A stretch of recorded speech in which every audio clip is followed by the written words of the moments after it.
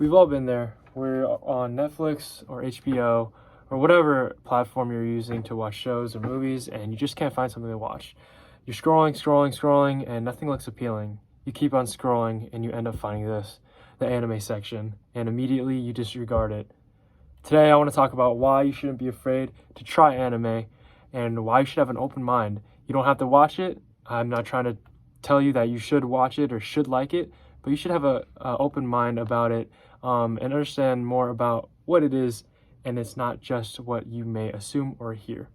So in today's day and age, anime has become relatively mainstream. It is very popular, but there are a lot of stigmas about it. Many people relate it to what people call weebs, or people that just obsess over it, make it their identity, cosplay, just dress up like that.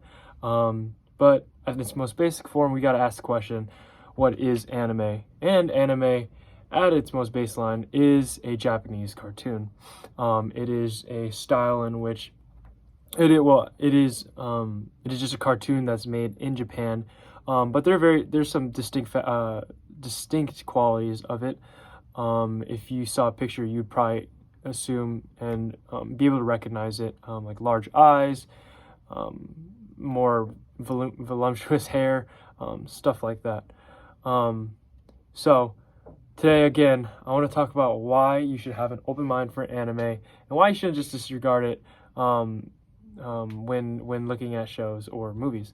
So the first point is that it is simply just a Japanese cartoon. It's not a genre.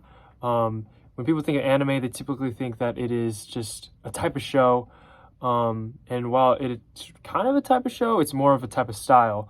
And there are all other genres are like umbrellaed under what is anime. So when you look at anime shows, like other American shows, you'll find stuff like just normal thrillers, sports, pirates.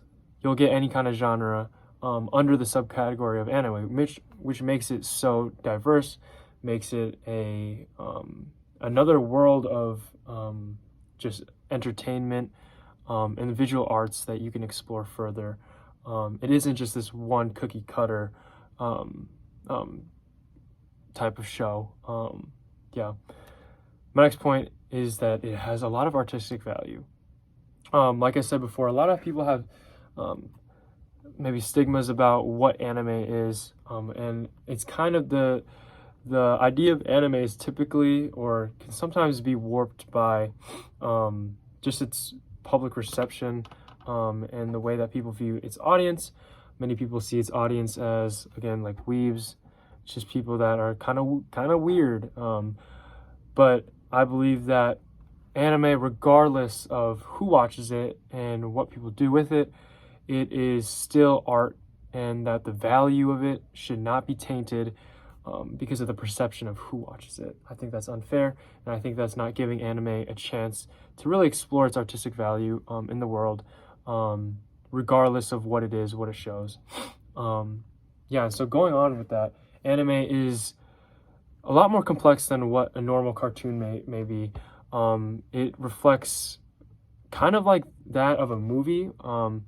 The creation of an anime is something that takes drawing, usually has an original comic sort of drawing, which is then translated onto a digital form.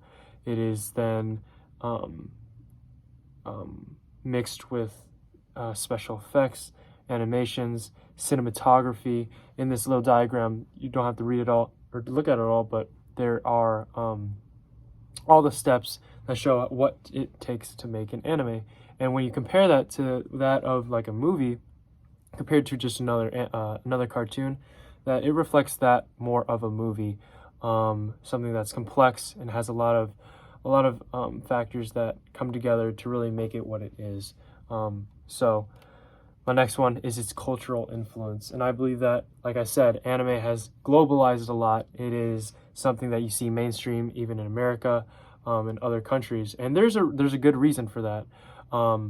It has a wide support around the world, especially in the community of other artistic expressions like movies. You see it in The Edge of Tomorrow, Lion King, Inception, and The Matrix, all of which have an anime has influenced or been a product of inspiration for these four very, very popular movies in pop culture, especially in America. And this is a quote written by a Japanese literature scholar, and she's basically talking about how anime has this non-ethnic air to it, where many people see anime and will assume that that's immediately something of Asian, Japanese relations, but a lot of animes, in fact, focus on having this non-ethnic look, in which is pretty cool, because a lot of people say, well, pushing diversity in movies or TV shows can kind of ruin it, feel like it's being pushed. But with anime, you get something that kind of anyone who looks at it can kind of just relate to, without having to put a certain type of person in that bound. It is they express characters that anyone, regardless of who you are, can try and relate to, kind of like a blank canvas, but a character with just flexible, just a flexible character that many people can look at and say that I relate to this person. Yeah, and not just based on certain factors. So next time you're looking through Netflix, HBO, whatever, maybe give an anime a try, or if you don't, at least have an open mind and be able to acknowledge that because it may be different, because many people may have a different perspective on it, you should maybe explore it yourself. There's more to it than just being a source of entertainment.